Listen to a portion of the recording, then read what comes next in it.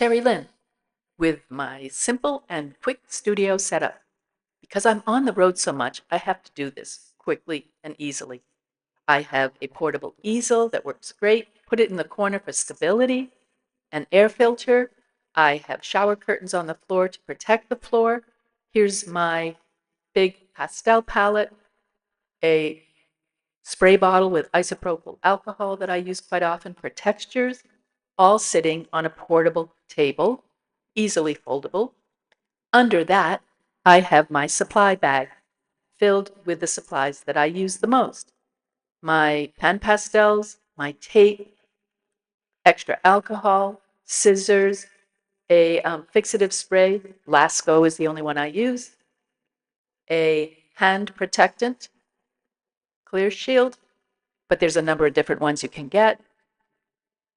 Other supplies in there, brushes, tools, always fingernail brushes nearby to keep my fingernails clean.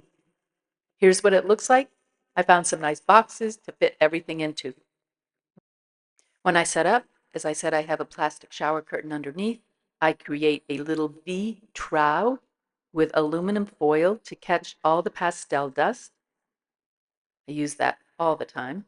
I set up a backing board, and if you notice up in the corners, I have like cloth so it doesn't mar the walls and it helps hold it steady. Here's my tripod for my iPhone if I'm going to record something. My two lights are on the side. I put the iPhone here, click it in, and adjust it to look at the easel. I have my paper already taped to a board so I can move my paintings in and out as I'm working on them. That white piece of paper helps my camera find the white balance so nothing gets really washed out. This is an underpainting. I have a value scale and a color wheel right beside it. There's my trowel below to catch the dust. And here's the whole setup. The easel, my two LED lights that are temperature and intensity variable, my iPhone tripod, my canvas bag with the supplies in it, my portable collapsible table holding my palette and my other tools. It's easy, it's quick, and you can do it too.